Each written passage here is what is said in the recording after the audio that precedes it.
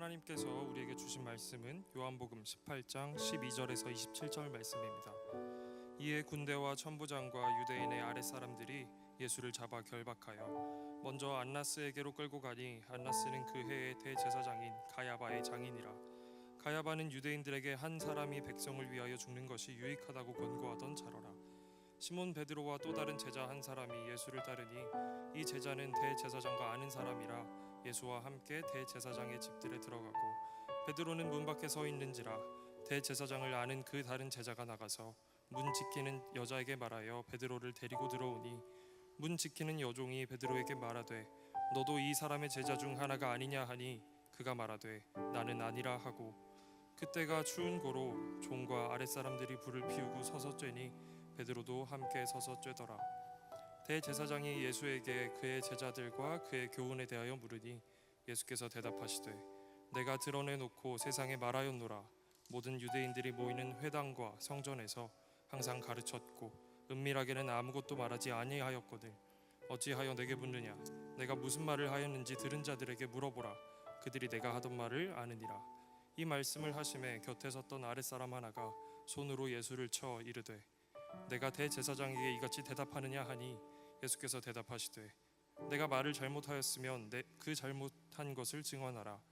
바른 것을 말하였으면 내가 어찌하여 나를 치느냐 하시더라. 안나스가 예수를 결박한 그대로 대제사장 가야바에게 보내니라. 시몬 베드로가 서서 불을 쬐더니 사람들이 묻되 너도 그 제자 중 하나가 아니냐. 베드로가 부인하여 이르되 나는 아니라 하니 대제사장의 종 하나가 베드로에게 귀를 잘린 사람의 친척이라 이르되 내가 그 사람과 함께 동산에 있는 것을 내가 보지 아니하였느냐. 이에 베드로가 또 부인하니 곧 닭이 울더라. 아멘.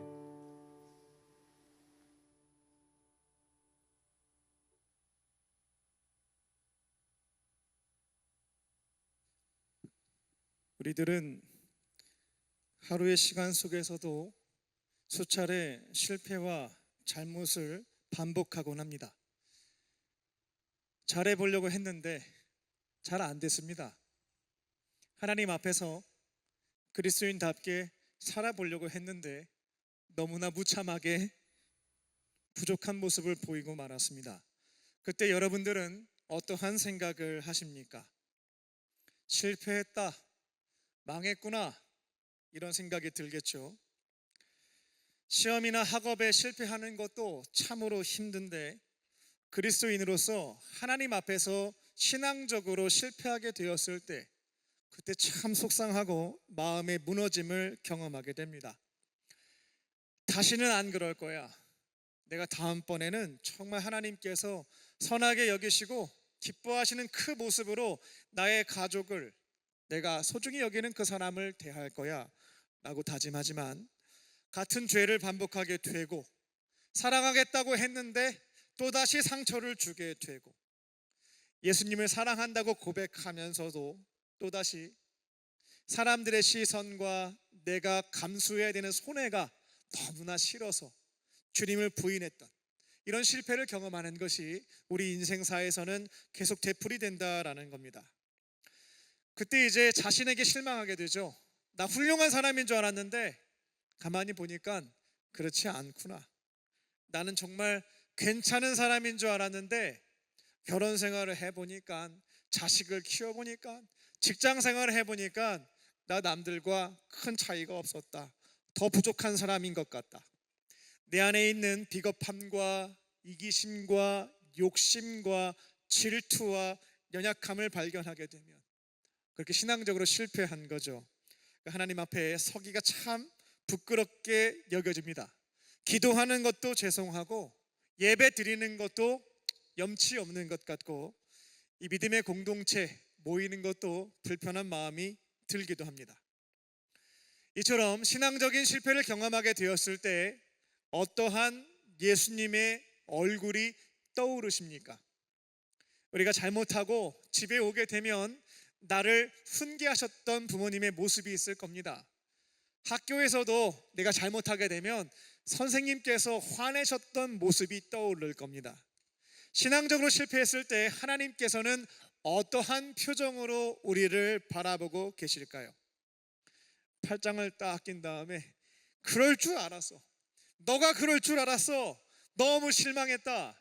그 표정일까요?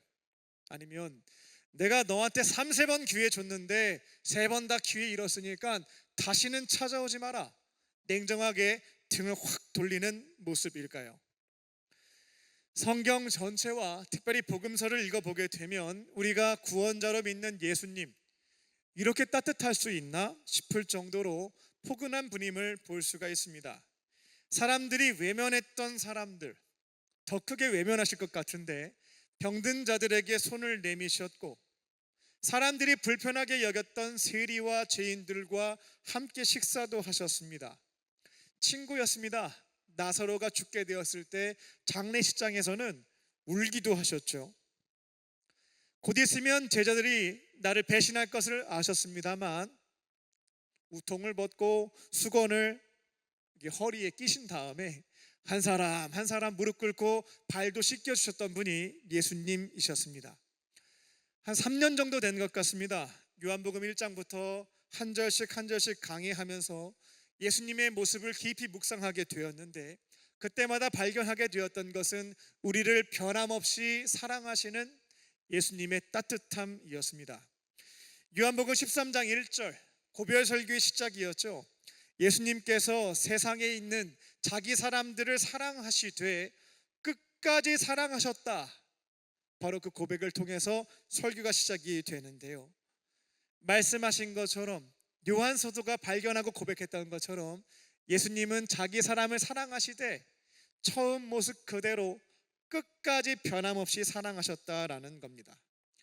배신도 하고 외면도 하고 무시도 하는 제자들이었지만 예수님은 그들의 모습과는 관계없습니다. 끝까지 사랑을 주셨다라는 겁니다. 오늘 본문을 보게 되면 요한 사도는 2가지 장면을 번갈아서 계속 보여주는 것을 확인해 볼 수가 있겠습니다. 영화를 보게 되면 2장면이 교차해서 계속 나오는 거죠. 집안에서는 결박당하신 예수님입니다. 너무나 서스럽게 춥고 차가운 곳에서 신문을 받는 예수님이시죠. 가장 자유롭지 못한 상태에 결박당하셨지만 진리와 사랑 안에서 흔들림 없이 자신의 길을 걸어가셨던 것이 예수님이셨고, 베드로는 집 밖에서 밤에 추웠거든요. 숯불에 손을 쬐면서 따뜻하게 자유롭게 있었지만 두려움 앞에서 예수님을 부인하는 모습을 보였던 것이 베드로였습니다. 예수님을 향한 베드로, 그의 충성과 믿음은 그 현장에서 실패했죠. 하지만 베드로를 향한 예수님의 사랑이라고 하는 것은 자신을 부인하는 베드로 앞에서도 변하지 않고 무너지지 않음을 이 2가지 장소에서 발견할 수 있는 것이 오늘 본문의 대목입니다. 오늘 말씀의 제목은 실패보다 크신 사랑입니다. 오늘 말씀을 통해 우리의 죄, 우리의 실패, 우리의 연약함, 그거보다 더 큰 것이 예수님의 사랑입니다. 그분의 사랑을 다시 만나고 그분의 사랑 안에서 베드로 사도처럼, 요한 사도처럼, 다른 제자들처럼 다시 일어나 걸어가는 저와 여러분 되시기를 주님의 이름으로 축원합니다. 첫 번째로, 외면한 우리도 사랑하십니다. 예수님께 끝까지 충성을 다한 사람만 각별히 사랑해 주시는 게 아닙니다. 외면하고 부족해도 자기 사람을 끝까지 사랑하시는 것이 예수님의 모습입니다. 12절입니다. 이에 군대와 천부장, 1000명의 군인을 지휘하는 지휘관입니다. 군대와 천부장과 유대인의 아래 사람들이 예수님을 붙잡아서 결박했다 라고 기록되어져 있죠. 로마 군인들과 산헤드린 공회에서 운영했던 또 유대교 경비대가 함께 연합해서 예수님을 붙잡기 위해서 찾아왔습니다. 그들은 예수님에게 무슨 죄가 있는지, 이 명령이 합당한 것인지 분별하지 않았죠. 자신에게 주어진 역할을 수행했고 아무런 죄가 없거든요. 아직 죄가 명시되거나 확정된 것도 아니었습니다. 하지만 큰 죄를 저지른 것처럼 예수님을 결박해서 데리고 갔던 것이 로마의 군인, 천부장, 유대인의 경비대원들이었습니다. 분별 없이 시키는 대로 예수님을 결박했습니다. 그들은 예수님을 먼저 안나스에게 데려갔습니다. 안나스는 은퇴한 대제사장이었어요. 현직은 가야바가 대제사장으로 수행하고 있었고, 그의 장인 어른이 안나스였는데, 장인 어른인 약간 실세였던 것 같습니다. 안나스에게 예수님을 데려가게 됩니다. 오늘 본문 14절을 보게 되면 가야바 현직 대제사장에 대해서 이렇게 설명하고 있는 것을 볼 수 있습니다. 이 가야바가 사람들한테 주장했던 것이 있거든요. 한 사람이 백성을 위해서, 우리 모두를 위해서 죽는 것이 유익하다. 가야바가 예수님이 모든 죄인을 구원하시기 위해서 십자가에 달려 돌아가실 것이다, 그렇게 유익함을 주실 것이다 라고 예언했던 것은 아닙니다. 다른 측면에서의 설명이었습니다만, 자기도 모르게 예수님께서 모든 사람에게 유익함을 주시기 위해, 제사함을 주시기 위해 돌아가시게 된다라는 것을 예언하게 된 대목이기도 합니다. 요한복음 11장을 보게 되면 예수님께서 죽은 사람을 살리거든요. 이게 분기점이 됐어요. 많은 사람들이 예수님이 진짜 하나님의 아들이신지 진짜 메시아인지 헷갈렸거든요. 근데 죽은 사람이 장례를 치른 지 사흘째가 됐는데 시체가 부패하여 냄새도 났다고 하거든요. 근데 살려냈던 겁니다. 그때부터 사람들이 예수님이 메시아가 맞다라고도 확신하게 되었던 계기가 되었죠. 그래서 많은 사람들이 예수님을 구원자로 믿기 시작했습니다. 당시 로마 제국이 지중해 연안을 지배했던 때였고, 이스라엘도 속국이었거든요. 로마의 통치 방식은 그 해당 나라의 종교와 자치에 대해서 어느 정도 존중을 해 주었습니다. 그게 제국을 유지했던 거죠. 근데 도무지 용납하지 못하는 죄가 있는데 뭐였냐면 반역죄였어요. 새로운 왕을 세운다든가 로마에 저항하게 되면 군대와 기마부대를 보내서 초토화시켰던 것이 로마 제국이었다라는 겁니다. 이미 30년 전에 이스라엘이 그와 같은 일을 경험하기도 했었고요. 종교 지도자들은 사람들이 예수님을 왕이라고 부르면서 자꾸만 세력이 커지는 것에 대해서 경계하기 시작했던 겁니다. 로마 제국도 유심히 지켜보고 있는 상황이었고요. 이대로 세력이 더 커지게 되고 실제 왕이 되어서 반란을 일으키게 된다면 로마가 가만히 안 있거든요. 이미 경험이 있습니다. 초토화시켰던 경험이 있다라는 겁니다. 그렇게 되면 자신의 터전도 자기 민족도, 그리고 지금까지 그렇게 애를 써서 로마로부터 권한을 위임받아 종교, 정치 모든 분야에서 이끌어갔던 것이, 기득권을 유지했던 게 사내들인 공회였거든요.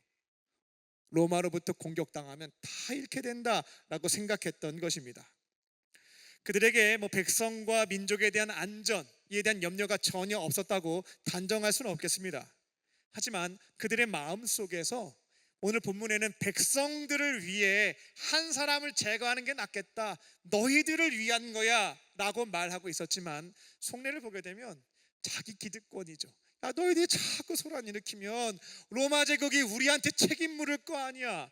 그럼 내 기득권 빼앗기지 않겠어? 이거 지키려면 예수를 제거하는 것이 맞겠다 라고 했던 것이 가야바의 판단이었다라는 겁니다. 이처럼 가야바와 안나스는 예수님을 제거하려고 주도했던 세력이었습니다. 그 시간 대제사장의 집문 밖에는 예수님의 수제자였던 베드로가 서 있었습니다. 이전에 붙잡혀 가실 때에 칼을 들고 그 중에 한 사람이었던, 붙잡고자 했던 군인 중 한 사람이었던 말고의 길을 잘랐던 베드로였습니다. 하지만 그 이후에 흩어졌다가 예수님 신문당하시는 그 자리에 찾아왔던 거였죠. 근데 17절에서 여종이 이렇게 묻게 됩니다. 너도 저 예수의 제자가 아니었냐? 라는 질문이었습니다. 그때 베드로는 나는 그 사람의 제자가 아니다 라고 답변하게 됩니다. 분명히 조금 전까지는 예수님이 아직 붙잡히실지 말지 모르는 상황이었고 당연히 예수님이 능력을 가지고 저 군인들을 무찌를 거라는 기대가 있으니까 칼을 들고 좀 설칠 수 있었다. 죄송한 표현이지만 그럴 수가 있었다라는 겁니다. 근데 이제는 상황이 끝났어요. 너무나 무기력하게 군대에 붙잡혀서 결박당해서 신문당하는 거거든요. 이때 나섰다가는 나도 결박당하는 겁니다. 베드로가 이제는 두려워하면서 그 질문 앞에 나는 아니에요, 그 사람의 제자가 아니에요 라고 예수님과의 관계를 부인하게 됩니다. 오늘 본문을 보게 되면 군인과 경비대는 주어진 명령에 따라 따랐으니까 그들이 무슨 잘못이 있겠어요, 반문하실 수 있겠습니다만, 그들에게 주어진 것이 어떤 사람의 체포였다고 한다면 그것이 정당한지 여부는 천부장과 군인들과 성정 경비대원들은 분별해 봐야 됐다라는 겁니다. 하지만 그들은 자신의 자리를 지키고자 시키는 대로 했습니다. 종교 지도자들은 백성들을 위해서 우리가 노력하는 거야 라고 말했지만 자신의 기득권을 유지하고자 예수님을 붙잡고 죽이려고 하는 행위들을 했고요. 베드로는 수제자였습니다만 자신의 생명을 지키고자 예수님을 외면했습니다. 하나님이 주신 생명 소중하잖아요. 그것을 보호하고 지키려고 하는 행위 자체는 잘못된 것은 아닙니다. 하지만 내가 소유하고 있는 것들을, 권리와 권세를 지키기 위해서 진리가 있음에도 불구하고 분별하지 않고 외면합니다. 다른 사람을 쉽게 희생시켜 버립니다. 예수님을 부인합니다. 이것은 하나님 앞에서 죄에 해당된다라는 겁니다. 어떻게 베드로가 그럴 수 있어? 군인들이 그럴 수 있어? 생각할지 모르겠습니다만 우리의 삶을 되돌아보게 되면 별반 다르지 않음을 확인해 볼 수가 있겠습니다. 교회에서는 예수님의 제자요, 나는 그분의 제자요 라고 말합니다. 하지만 직장과 학교에서는 뭔가 조금 나에게 손해로 돌아올 것 같은 경우에는 나는 교회 다니긴 하지만 뭐 그렇게 열심히 다니는 사람은 아니에요, 답변할 때도 있습니다. 입으로 나는 교회 안 다녀요, 예수님 안 믿어요 뭐 이렇게 말은 안 하지만 우리의 침묵, 우리의 결정, 선택을 가만히 보게 되면 예수님과는 아무런 관계 없는 사람처럼 그와 같은 말과 행위들을 할 때가 있다라는 겁니다. 하지만 여기에서 우리가 붙들어야 되는 은혜가 있습니다. 예수님은 어떠한 상황 속에서도 나의 믿음을 견고하게 지켜가는 사람들, 어떠한 위협과 공격과 유혹 속에서도 하나님 앞에서 정직함과 성실함을 택하는 사람들만을 위해서 십자가를 지시지 않았다라는 겁니다. 예수님과 직접 소통은 못했습니다만 얼마나 큰 회의감이 있으셨을까 싶습니다. 많은 사람들을 살리고자, 죄인들을 구원하고자 십자가 지시는 건데 마주하는 사람들을 보게 되면 정말 이들을 위해서 내가 목숨을 바쳐야 되는 것이 맞을까? 라는 회의가 오는 장면들이 연속되고 있었기 때문이다라는 겁니다.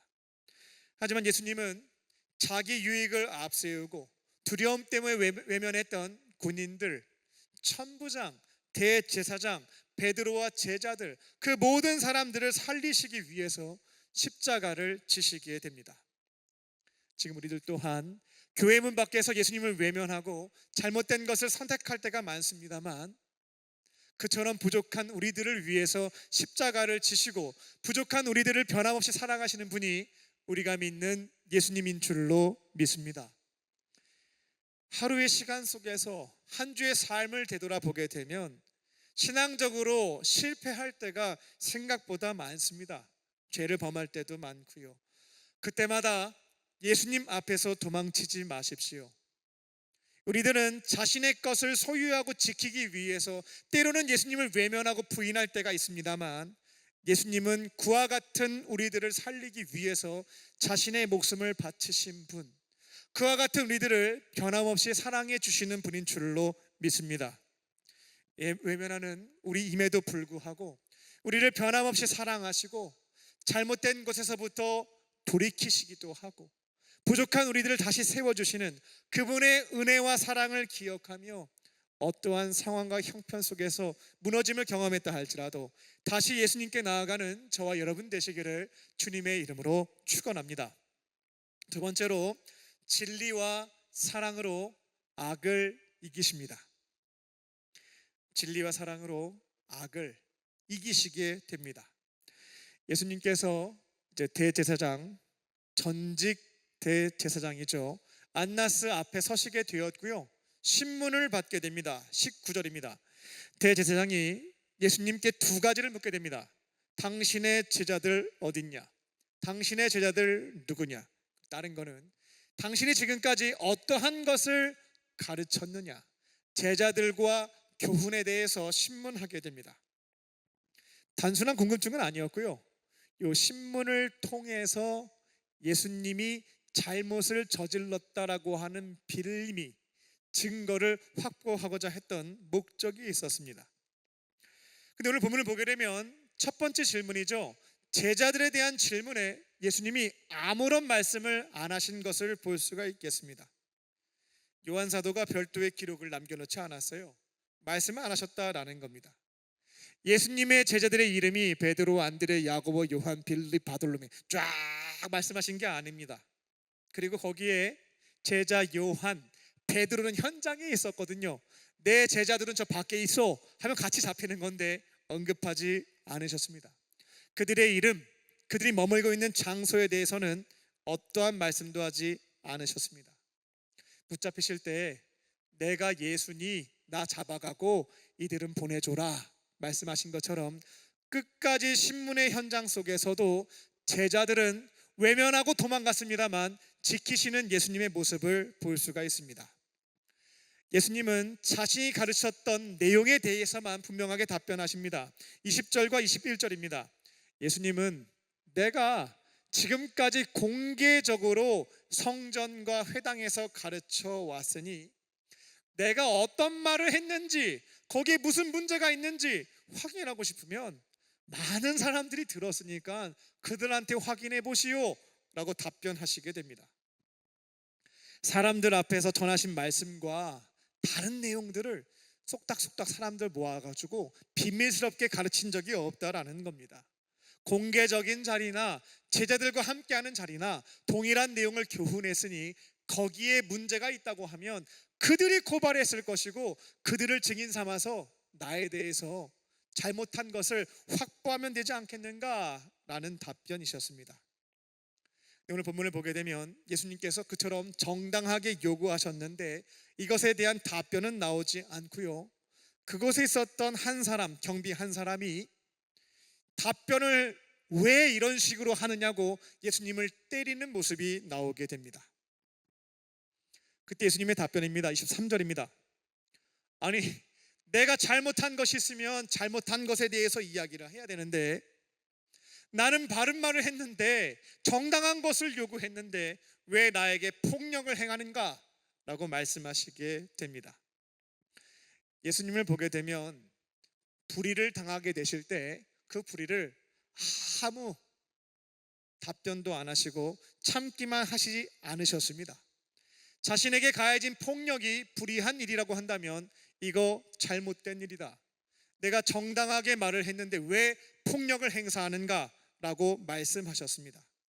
근데 놀라운 것은 자신을 때린 그 사람, 이상한 사람이에요. 이 폭력을 행사한 그에 대해서 모욕을 하거나 위협하거나 보복하지 않음을 확인해 볼 수가 있겠습니다.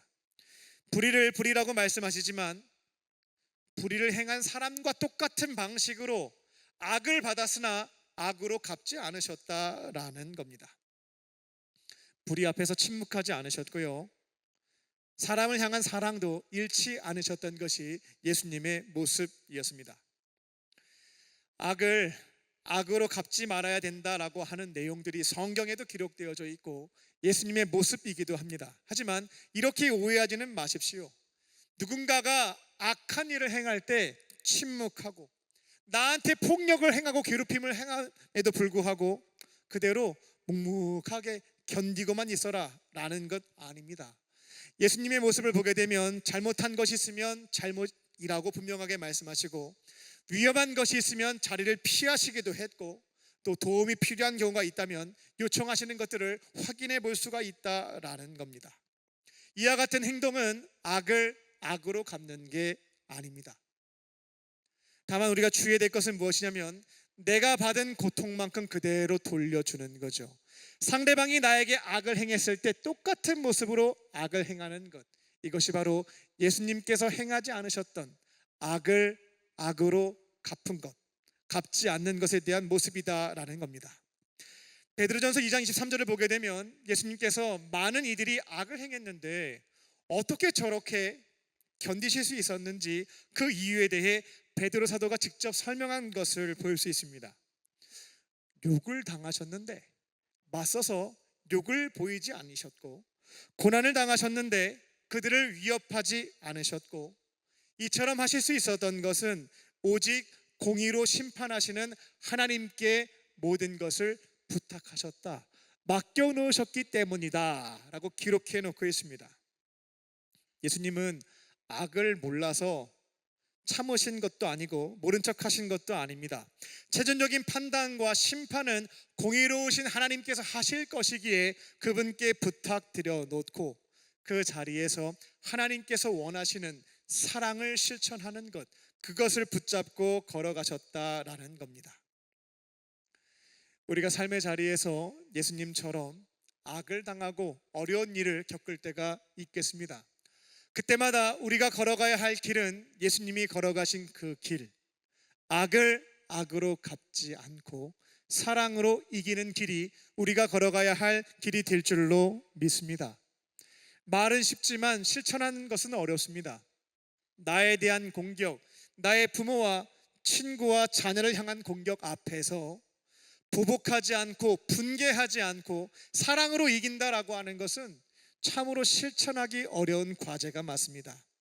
그때마다 우리가 기억해야 되는 것은 우리가 받은 사랑, 우리가 받은 은혜인 줄로 믿습니다.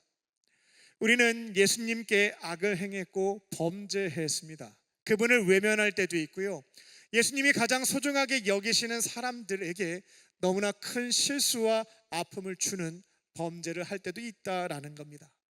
그때마다 예수님은 사사건건 우리가 행한 악을 악으로 갚지 않으셨습니다. 악에 대해서 악임을 알려주시고 고쳐갈 수 있도록 인도하셨고, 우리가 감당해야 되는 악의 값을 십자가에서 대신 지어주신 분이 예수님이신 줄로 믿습니다. 내게 주어진 악을, 나에게 주어진 아픔을 사랑으로 이겨내려면 다른 길이 없습니다. 나의 선함, 나의 의지, 나의 용기, 한순간에 무너질 수가 있습니다.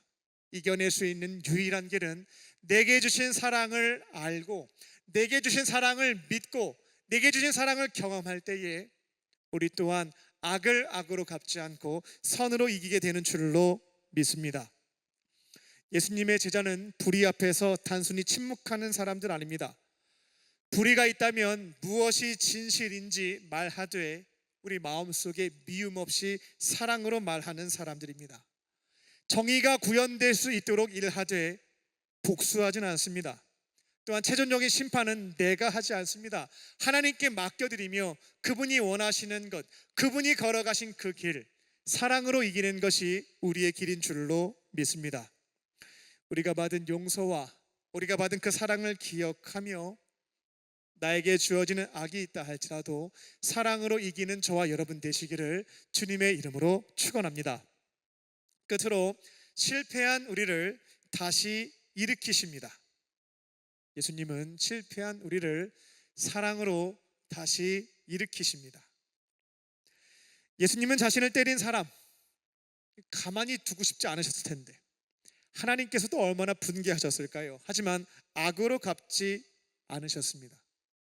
베드로가 눈앞에서 부인하고 있습니다. 제자들 도망쳤습니다. 하지만 그들에게도 악으로 갚지 않으셨고, 실수하고 실패한 제자들입니다만 그들을 포기치 않고 다시 세우시는 것이 예수님의 사랑이었다라는 겁니다.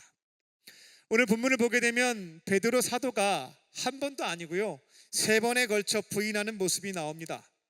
25절을 보게 되면 두 번째 부인이죠. 숯불 곁에 있던 사람들이, 아까 여종이 그랬고 이번에 숯불 곁에 있던 사람들이 베드로에게 묻습니다. 저기 당신은 저 예수의 제자 아니었냐고. 그때 베드로의 대답입니다. 아닌데요. 저 아닌데요. 라는 답변입니다.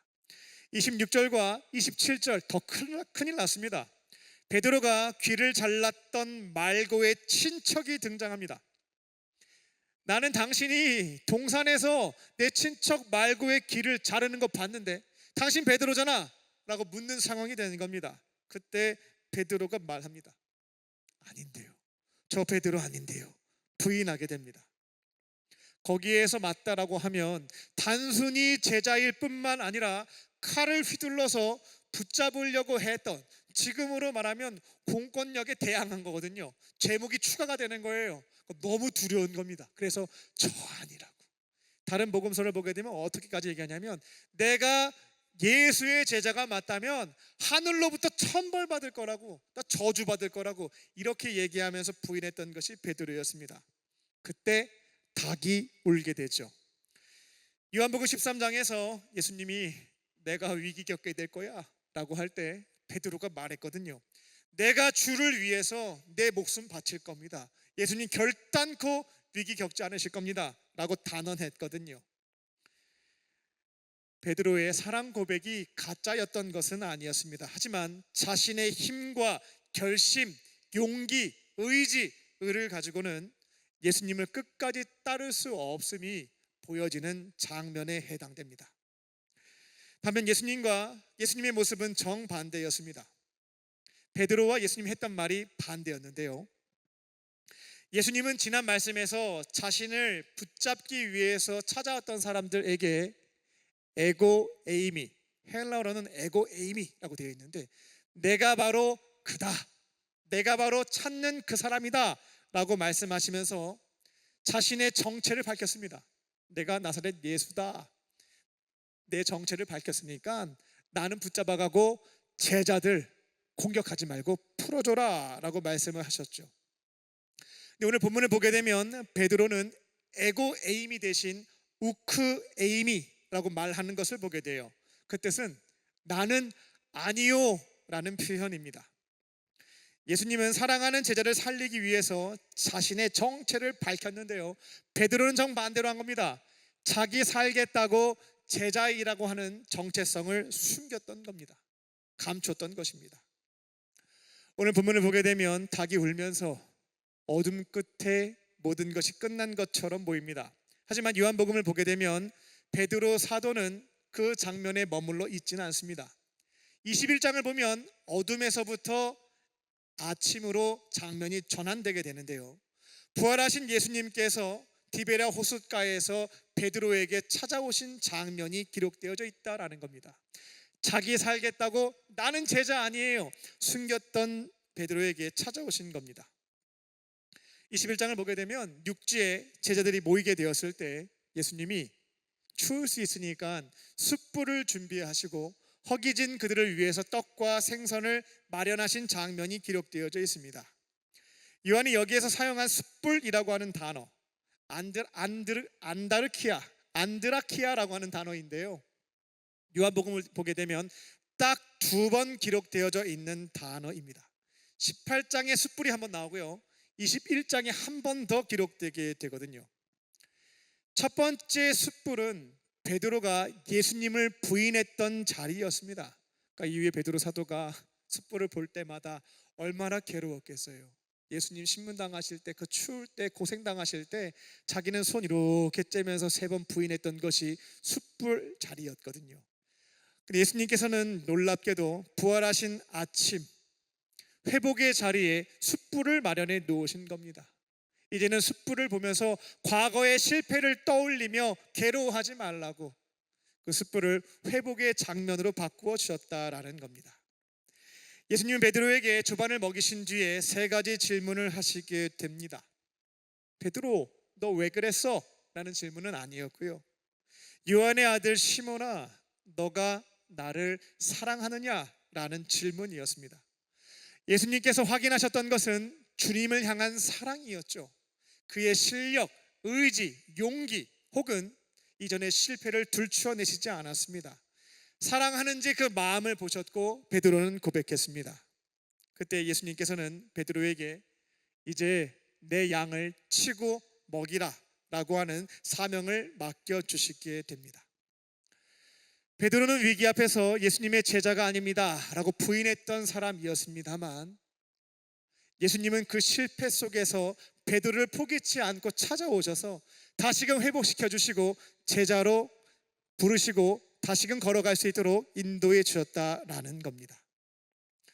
우리들도 여러 가지 반복되는 실패와 잘못 때문에 나는 더 이상 예수님의 제자가 될 수 없겠다, 나는 아닙니다 라고 고백하는 상황에 직면해 계신 분들이 있을지 모르겠습니다. 그때마다 기억해야 될 사실이 있습니다. 우리의 잘못과 실패보다 예수님의 사랑이 더 크다라고 하는 사실입니다. 어떠한 실패도 우리를 향한 예수님의 사랑보다 크지 않다라는 거죠. 우리가 잘못을 하게 되었을 때 예수님께서는 다 덮어두시는 건 아니에요. 잘못에 대해서 알려주시고 고쳐주시고요, 그렇게 남겨놓지 않고 회복시키셔서 다시금 제자로 걸어갈 수 있도록 인도하시는 분이 예수님이신 줄로 믿습니다. 어떠한 삶의 자리에서도 실패와 잘못을 반복하는 자리에서도 나를 다시금 일으켜 세워주시는, 사랑으로 품어주시고 세워주시는 주의 은혜를 기억하며 다시금 그분 곁으로 걸어가는 저와 여러분 되시기를 주님의 이름으로 축원합니다. 기도하겠습니다. 살아계신 하나님, 우리의 죄와 실패보다 주님의 사랑이 더 크다라고 하는 사실을 알게 하시니 감사합니다. 사람들의 시선과 손해가 두려워서 예수님의 제자임을 숨기고 나의 안전과 유익을 택했던 지난 모습을 용서하여 주시옵소서. 비록 실패하고 잘못했다 할지라도 도망치지 않게 하여 주시고 십자가의 은혜를 기억하며 다시 예수님께로 나아갈 수 있도록 인도하여 주시옵소서. 언제나 실패보다 크신 사랑으로 우리를 붙들어 주시는 예수님의 이름으로 감사하며 기도합니다. 아멘.